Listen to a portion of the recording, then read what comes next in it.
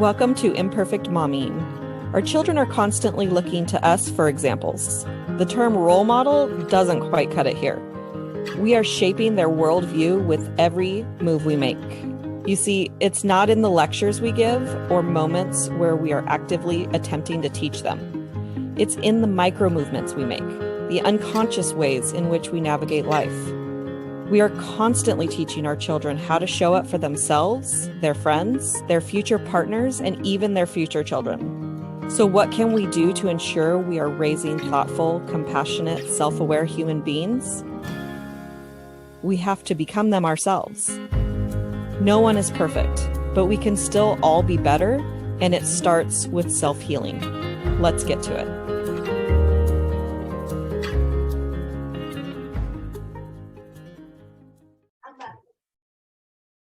Welcome back to Imperfect Momming, and we have a very special guest with us today. And go ahead and tell us who you are and what you do.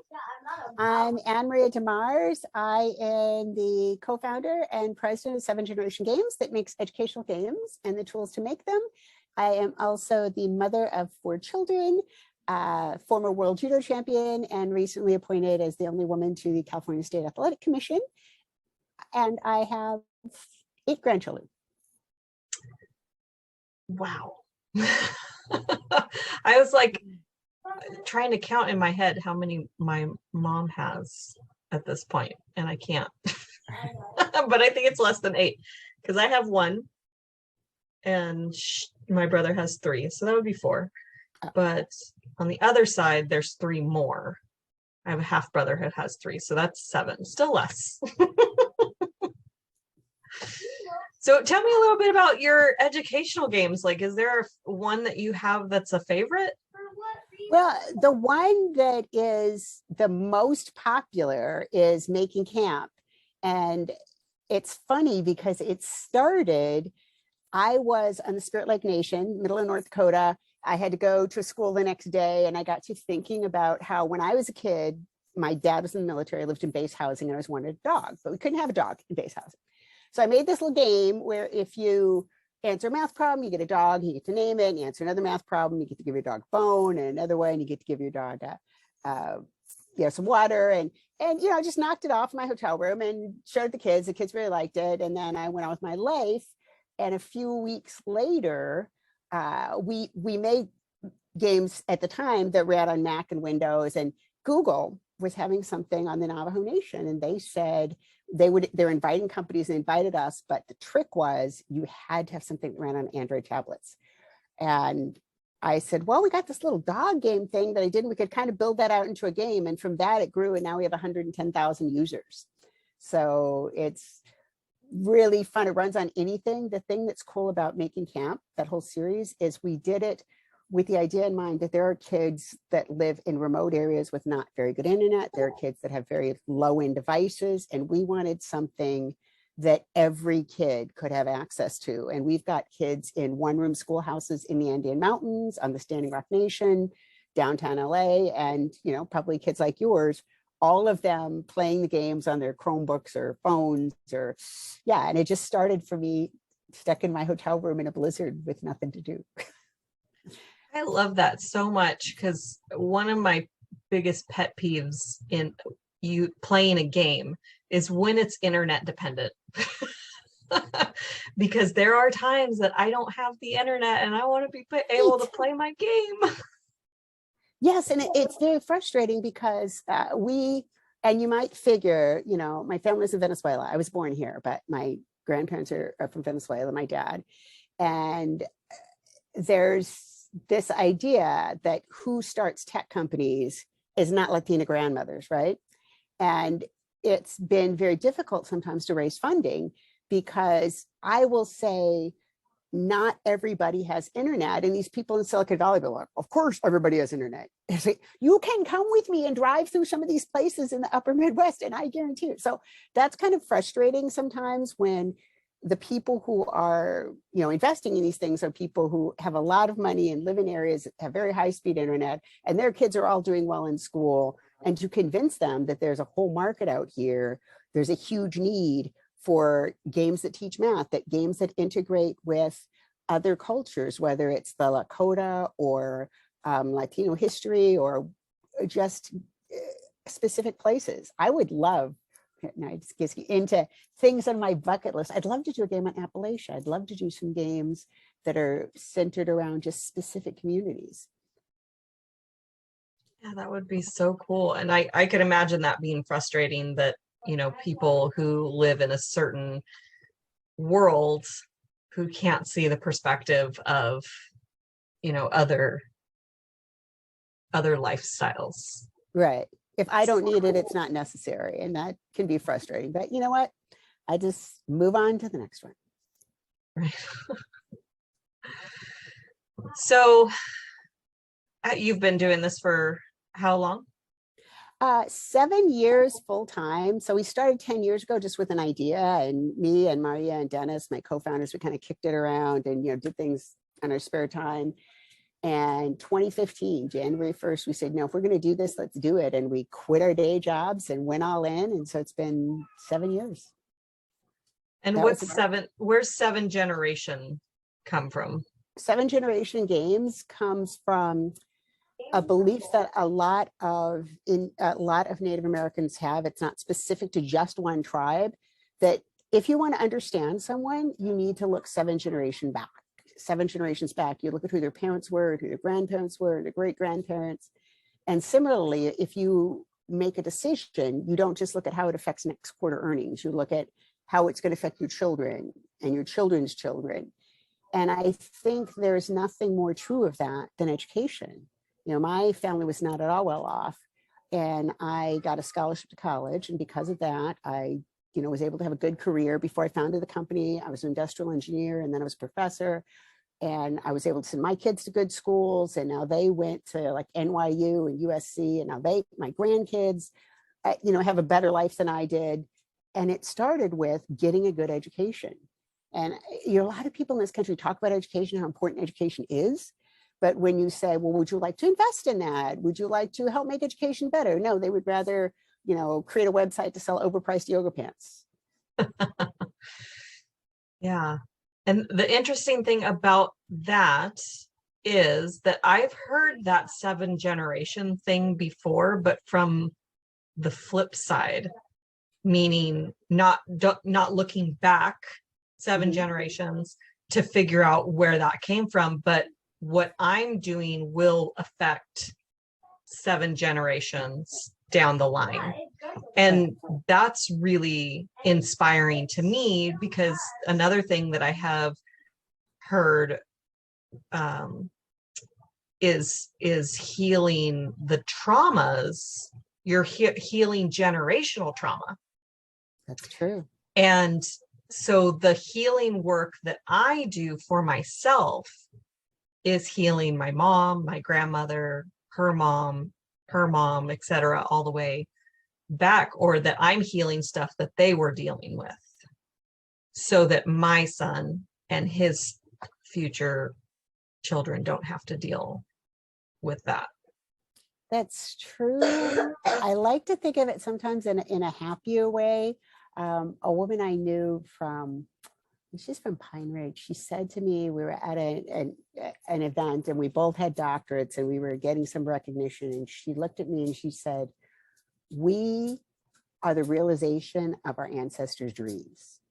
You know, my grandmother went all the way to 8th grade. I don't think her grandmother finished high school either. And so, yes, we're healing that trauma, but we can also look at we're succeeding because of our mothers and our grandmothers and the sacrifices they made to say, come to this country or work hard so that we could just have enough to eat and be able to go to school. Yeah, I think it's a really cool way of looking at it. And yeah, I know. And she said, we're living what our ancestors dreamed for us. I'm like, oh, that's so nice and true. Yeah. Yeah, it's interesting because I do come from a family that's educated. So I don't believe, I think my grandmother was a teacher, but 100 years ago, you didn't have to go to school Yeah, they to, went to like the 8th grade or something, right? yeah, I you watched didn't Anne of Green Gables. right? But you didn't have to go to college to become a teacher per se. Oh. I don't know what their qualifications were to be a teacher, or what her qualifications were to be a teacher, but I believe at least 4 of her children graduated college. Wow. And I might not know of others, and I might be, it might be 3 instead of 4, but I'm thinking of them in my head. But and then all of my siblings and I have a bachelor's or higher. Wow. And so that's not ever something that I thought about. I've heard people talk about, I'm the first generation to go to college or graduate college. Like, I've heard that sentiment before, but I never really thought about it deeper than that and what that really means to a family. My mother's goal was to graduate college before any of her kids, and she made it. She graduated college the year before I did. Mm. That's really cool. It was. Yeah. And so you have 4 kids. Yes. Are they part of your part of the family business, or is one of them is my oldest daughter is our CEO. She was a sports writer for Sports Illustrated and then ESPN, and she was covering social media. And after 10 years in the business, she pretty much got, to the top of where you could get. And she wasn't, I think she might have been 30 by then. And my husband wanted to retire from Raytheon where he was working. And I said, I've had this idea for making educational games for a long time. And how it kind of got started was a friend of mine from the Spirit Lake Nation. We were in Washington, D.C., analyzing the National Indian Education Study. And we found the more kids learned their language and culture and history in school, the worse they did in math, which surprised me. And Eric, who was the president of the school board on this reservation, said, well, think about it. There's only so many hours in the school day. So if you take time out to learn Dakota language or Dakota history or whatever, you're going to have that much less time for learning math and English. So between us, we come up with this idea of making educational games, but it was far more than one person could do. So I roped my daughter in to do the storyline. Now she's written a New York Times bestseller, so it wasn't just like random, I picked her. And then my husband, I roped in to do half of the programming, and when we started, it was me and Dennis writing all the code and Maria doing the storyline, and we hired an artist, and away we went. So Maria, my oldest, works with me, and my husband. My second daughter is a history teacher. My third daughter is in the WWE. Before that, she was in UFC. So I'm actually sitting here doing this in her tour bus in Little Rock, Arkansas. And then my youngest daughter just graduated from college. So is your daughter in the WWE? Is she on TV, or I'm a little bit of a WWE fan? Do you know Ronda Rousey? Yeah.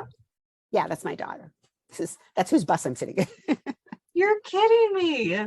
No. That is so cool. Well, tell her I said hi, and I enjoyed watching her on the Divas.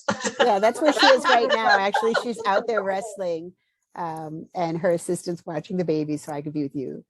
The last I had seen the show, because they kind of stopped filming that show, is that she was trying, but I didn't know that she had had a baby. So yep. Congratulations. 8 months old. How old? 8 months. Oh, so cool. Oh, I could go off on that tangent, but I won't. It'll turn into a fan show. Very cool. So is there a piece of advice that you want to share with moms? Well, I love the title of your show, of your podcast, Imperfect Momming, because I think too often we put far too much pressure on ourselves to be perfect. And I have 4 very successful children, but the thing that makes me happiest about them is they're good people. I think there's too much emphasis on, oh, your kid has to go to Harvard and your kid has to play in Carnegie Hall and you have to go to every single, competition and event and children's concert they have. I think you just do the best that you can. Maya Angelou had a wonderful phrase. She said, I did the best with what I knew. And when I knew better, I did better. So yeah, give yourself some slack and give the other moms some slack too. That's probably one of my favorite sayings is that, you're doing the best that you can. Mm-hmm. And when you learn better, to do better, and not go back and beat yourself up for not knowing what you didn't know when you didn't know it. It's easy to say, but it's kind of hard to do, isn't it? Really easy to say. And a very hard to do, because a lot of times we don't even know that we're doing it. That was a huge part of my story, is that I didn't even know I was beating myself up for something that, happened that I didn't have any control over. In my mind, this sort of thing doesn't happen. And then I became aware, okay, that does happen. But I didn't know that, like, it didn't even enter my consciousness, kind of like the people who don't think that there's internet, or who think that there's people that don't have internet. Like, it doesn't even enter your consciousness that this could be a thing, because it's not something I've ever experienced. So when I experienced it, I thought, oh, I should have known better. And then you just start in on yourself. And it took 3 years before I even realized I felt guilty. But when I looked back on when I realized I was feeling guilty, and I went through a coaching program and helped release that guilt, I looked back and I was like, oh my goodness, this is why I did that. This is why I did that. This is why I did that. And it suddenly became clear that from this event 3 years later, there was so much that I was doing because of that event. Mm-hmm. And that's why I'm so passionate about, like, self-improvement, because when we become aware of these things, then we can do better. But well, I think for me, I've always been, as someone said, a type AAA personality, right? I graduated college at 19. I got a master's at 21. I got a Ph.D. I won the world championships. I founded 4 companies. I did all these things, right? And so I'm always doing 14 things at once.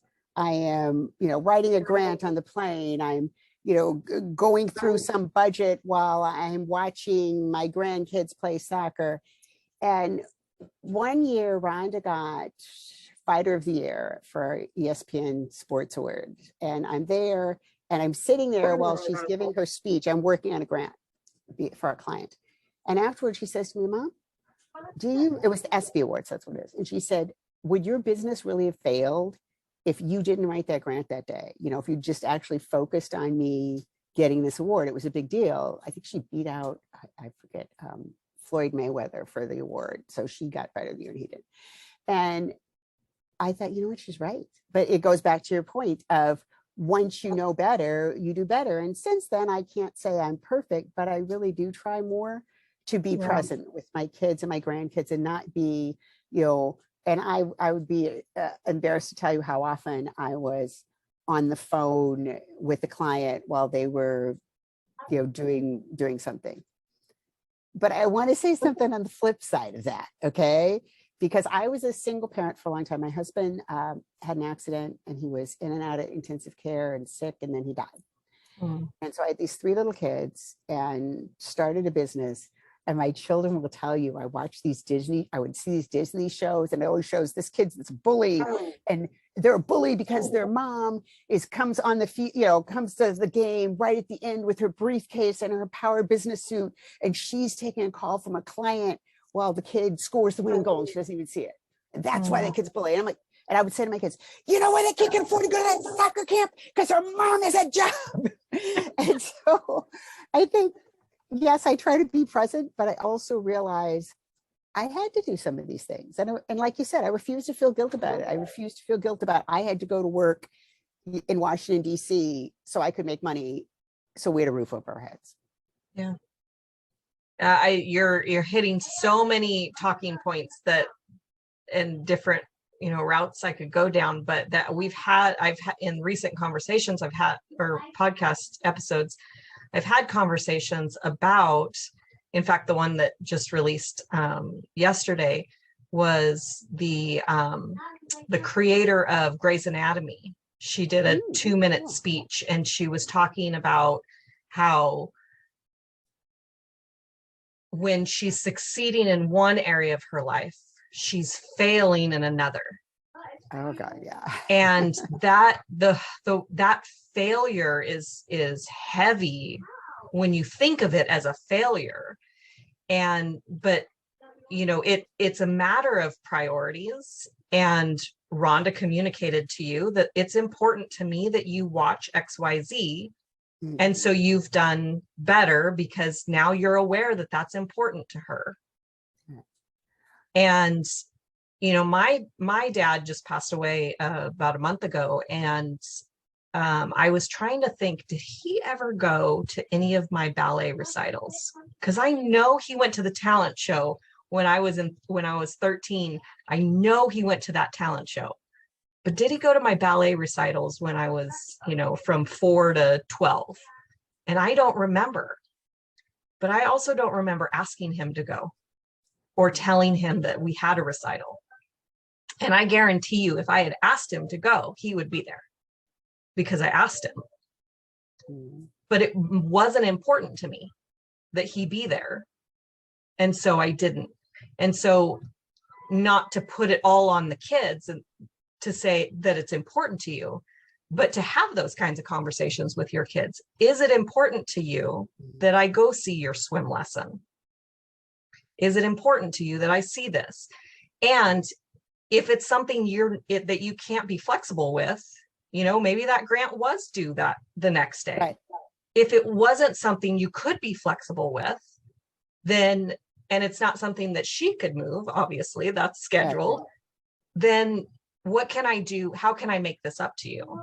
Like, this has to get done. What can I do in the future so that you feel important? Because you are important to me. And it's just communication. It's very funny you said it, because I hadn't thought of it in years. About 30 years ago, I wrote a chapter in a book. I think the book was called University 101. And they had asked me, because there weren't a whole lot of women at that time who were, professors full time and had 3 little kids. And one of the things that I said in it is that you can't be there every day, but be there for the things that are important. Mm-hmm. And I also think it's important. I mean, not when they're little bitty, like my granddaughter's 8 months old, but at a certain point, maybe 10, 11, 12 years old, maybe even a little earlier, for kids to realize that mom's a person too. Yeah. And your entire life doesn't need to center around them. That doesn't mean they aren't the most important thing in your life. Mm-hmm. But I see kids that they need to be cheered for every single thing they do. I know people that show up for every single one of their kids' games and practices and like you said. And as a single parent, well, first with a husband who was ill and in the hospital, and then with, a husband who passed away and 3 little kids, that was not in the cards for me. Mm-hmm. So obviously, like when Maria was in the state track championships, I went. When she got an award from the National Association of Hispanic Journalists for the Rising Star of the Year, I flew to DC. I bought a dress. I'm not a real getting dressed up in formals person, but I did. But it can't be everything. And I remember when Rhonda was, I don't know, maybe the 3rd time she made the junior world team, and she was kind of pouting because she won the junior world championships and we didn't have a party for her or something. AnnMaria said, look, there are 4 of us, and it's great that you won a gold medal, but how many gold medals have you won? A lot. And she said, my first time I published an article in Sports Illustrated, I think mom called me up and clapped and all that kind of stuff. but I've published hundreds of articles since then, and mom doesn't take me out for dinner every time. And so I think too, it's not that we don't love our children, but sometimes they need to see that we're people too. Mm-hmm.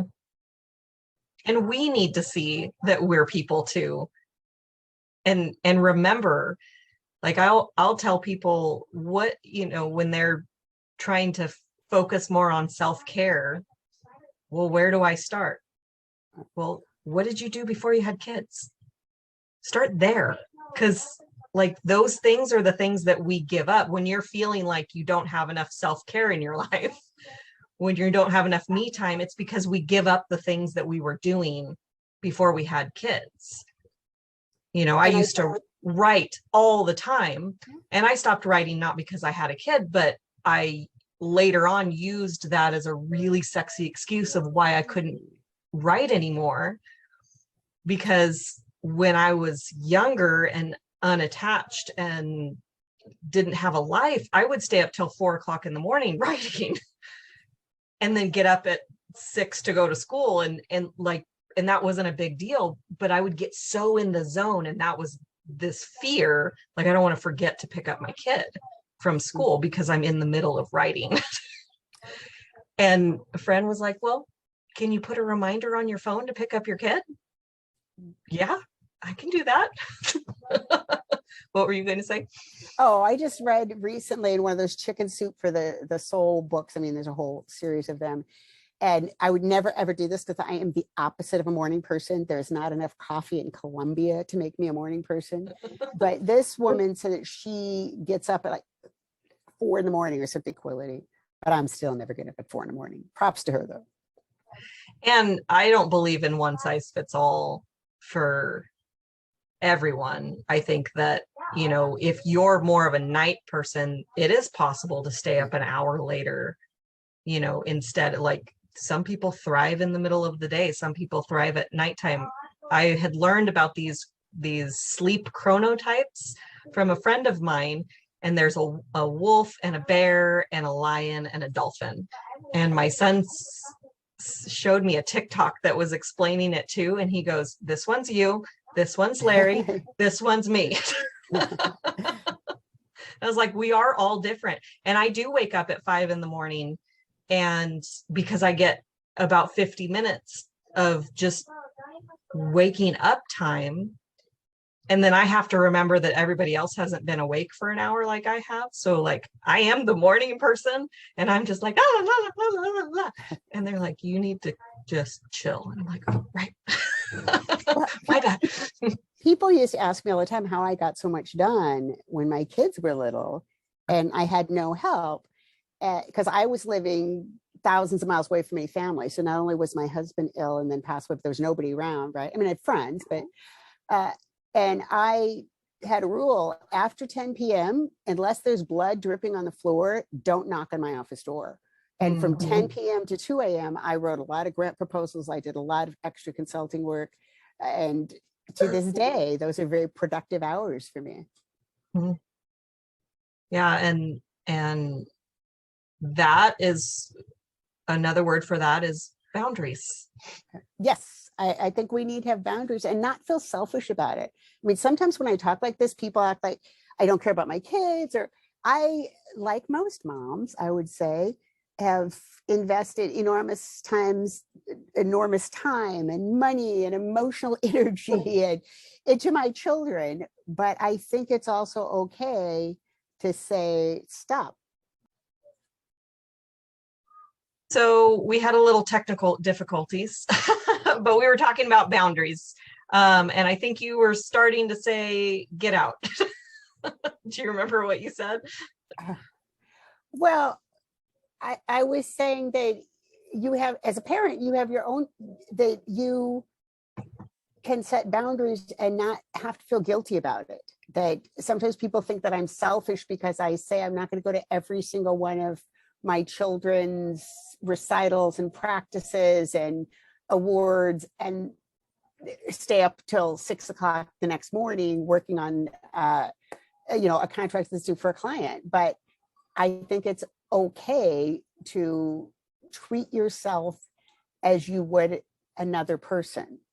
I know someone who is, she's a coach, and her husband is also, they both coach wrestling. And her husband said to her, Caitlin, if someone came up to one of your students and said, you don't train hard enough and you're not very good and you're never going to make it, and I don't know why, you know, the USA is wasting money sending you these tournaments. He said, what would you say? And Caitlin said, somebody talk to my kids like that, they'd have to deal with me. And he said, then why do you talk to yourself like that? And I think it, whether it's as an employer, right, that, or as a parent or friend, sometimes if I miss a few days of work because I'm sick, like I did recently, then I feel like I have to work over the weekend, I have to get caught up. I would never tell an employee, oh, you missed 2 days of work because you were sick. Well, you better work Memorial Day weekend to catch up on that. So treat yourself, whether as a parent or a business owner, treat yourself like you would treat another person. That is so good. That gave me chills. Like the visual that you created with that story, like, so it's so true. We would never speak to any other human the way that we speak to ourselves. And when we can be aware of that, I think that's when we can start changing it and being nicer and like, oh, you were sick for 2 days? Take the next 3 days off. Really recover, and That's what I tell people that work for me, right? I don't tell them work over a holiday weekend to make up. Yeah, sure. So is there a book that's been impactful for you in your life? You know, it's funny. I didn't think the book was all that great. I mean, it was okay, but there was a line in this book that that really resonated with me. The book's called The Secret Life of Bees, where your greatest talent meets the world's greatest pain is the place that you are meant to occupy in the universe. Mm. And for me, you know, what am I good at? I'm good at software development. I'm good at math. And I see millions of kids who have less of a future than they could have because they drop out of school. And why do they drop out of school? Many times because they're not good at math, say by middle school, late elementary, and they keep falling further behind, and they get into high school and they think, I'm no good at math, I'm not going to graduate, I hate school, and they drop out. And if I could make something that hundreds of thousands of kids could use, where they could actually understand decimals or ratio, and then they could understand the next course. And my mom really wants me to graduate, so maybe I'll stay in school, and it will change the whole trajectory of their life. And so that's why I quit my good paying day job to start a startup and not take a salary for the first couple of years. But I'm not sorry. I think it was all, I would do it over again in a heartbeat. I love that. That's a really, I'm going to have to chew on that for a while, because I know the way that I would think about it is like what I'm doing in the world was from overcoming my greatest pain and seeing it out there also. So she said your strengths, right? Was that the first part? So your greatest talent. So what's your greatest talent, and where can that meet the greatest need in the world? Yeah. So cool. Because where I started in coaching, because I didn't have a voice yet, I started writing, because even though I hadn't written anything in 12 years, the first thing I did was wrote a book about mom guilt, because I had overcome that and I was seeing it everywhere. So I wrote the book, and then I found my voice, and I started the podcast and started coaching and all of that. So that's a really, really cool thing. Thank you for sharing that. Where can our listeners find you? 7, the number 7, generationgames.com. So it's our website. You can go to, any teachers can go to growingmath.org, and there's all kinds of free lesson plans, free games, 7generationgames.com. There's a founders corner where we do a blog. There's, again, you can get games. We're doing a community round where if people want to invest in the company, they can invest for as little as $100. And, it's like buying shares of a startup. So that's super cool. And they can follow me on Instagram at AnnMaria 7Gen, or on Twitter at Dr. Dr. AnnMaria. And we have a Facebook page, 7 Generation Games. So we're on all the interwebs, LinkedIn, everywhere. All the interwebs. Yep. Love it. 7 Generation, the number 7 Generation Games. Yep. Awesome. Well, thank you so much for bearing with all of our technical issues today, and hanging out and pouring into our guests and into me. And I've really appreciated your time, and yeah, thank you for being here. Hey, we fit with the need of the theme of imperfect mommying, right? Yeah. You had internet issues, and I started with chia pudding in my hair and peach yogurt all over my pants for my granddaughters. No, I think that's the sign of an amazing grandmother. All right. Well, thank you so much for having me. I really appreciate it. Absolutely. So we'll have another episode of Imperfect Mommying for you next week. And until then, keep healing. Bye. Bye. Thank you for tuning in to Imperfect Mommying. It's time for us to step up and realize that our power is not in trying to shape our children. Our power lies in shaping ourselves into the people we want our children to model themselves after. Don't just do it for your kids. Do it for yourself. When you become a more self-aware, compassionate, and confident person, you and everyone around you benefit. For more information about me and my work, visit AlysiaLyons.com. That's AlysiaLyons.com. See you next time.